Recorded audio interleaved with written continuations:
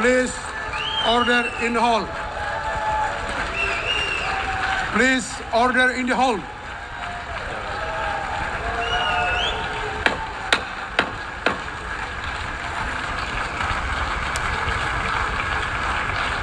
Please, order in the hall.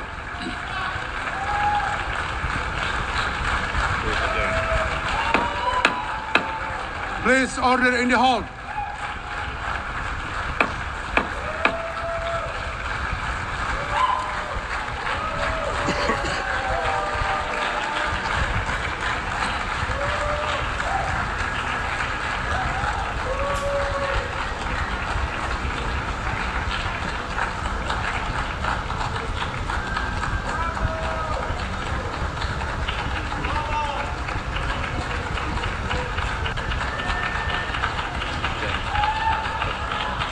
Please order in the hall and please be seated.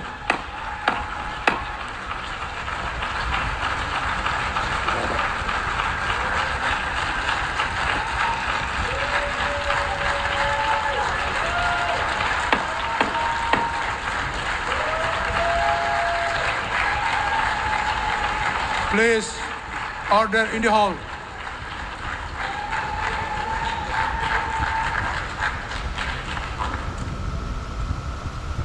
Mr. President, the families of our dear hostages languishing in the dungeons of Gaza, ladies and gentlemen, last year I stood at this podium and I showed this map. It shows the curse of Iran's terror axis. This axis threatened the peace of the entire world. It threatened the stability of our region and the very existence of my country, Israel.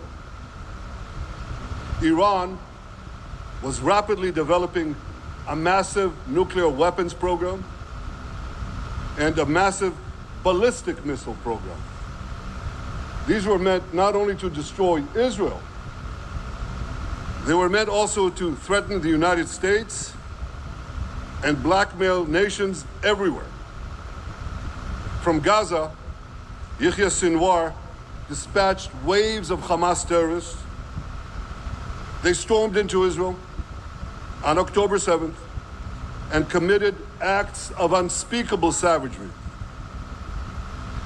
From Lebanon, Hassan Nasrallah had launched thousands of missiles and rockets at our cities, terrorizing our citizens.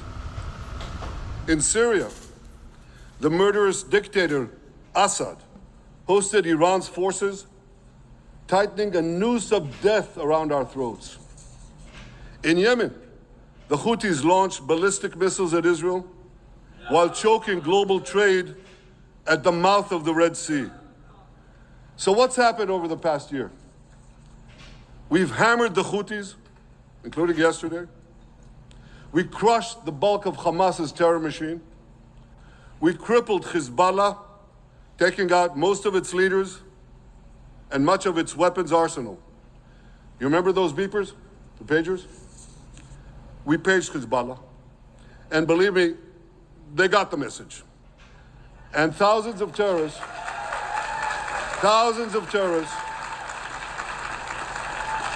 dropped to the ground. We destroyed Assad's armaments in Syria. We deterred Iran's Shiite militias in Iraq.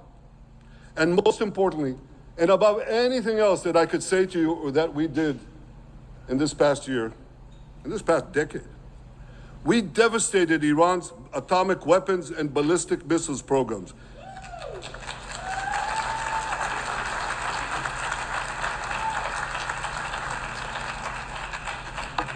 So here's where things stand today. Half the Houthi leadership in Yemen, gone. Yahya Sinwar in Gaza, gone. Nasser Hassan Nasrallah in Lebanon, gone. The Assad regime in Syria, gone. Those militias in Iraq, well, they're still deterred. And their leaders, if they attack Israel, will also be gone. And for Iran's top military commanders and its top atomic bomb scientists, well, they're gone too.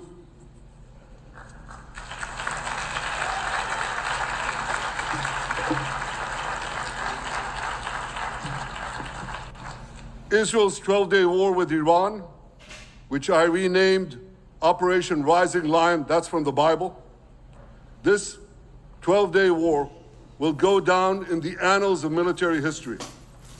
Our daring pilots neutralized Iran's missile defenses and took control of the skies over Tehran.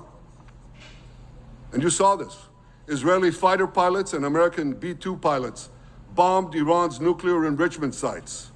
I want to thank President Trump for his bold and decisive action.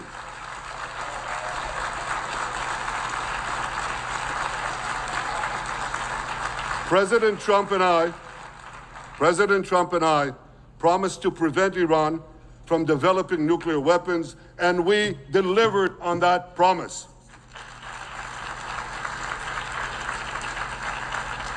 We removed an existential threat to Israel, and a mortal threat to the civilized world. We lifted a dark cloud that could have claimed millions and millions of lives.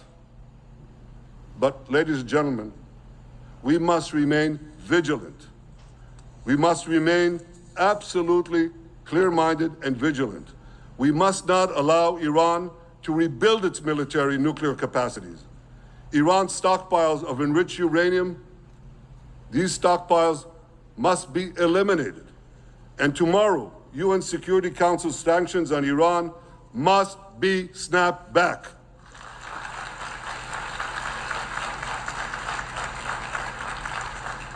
Thanks to the resolve of our people, the courage of our soldiers, and the bold decisions we took, Israel rebounded from its darkest day to deliver one of the most stunning military comebacks in history.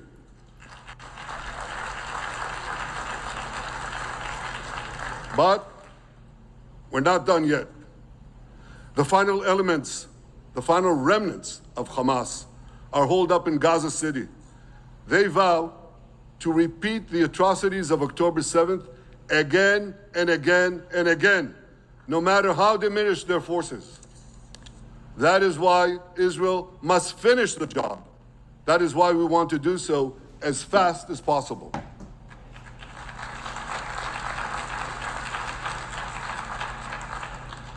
Ladies and gentlemen, much of the world no longer remembers October 7th, but we remember. Israel remembers October 7th. On that day, well, I'll tell you, you can remember October 7th too. You see this large pin here? It's a QR code. What I ask you to do is hold up your phones, zoom in, and you too will see why we fight and why we must win. It's all in here.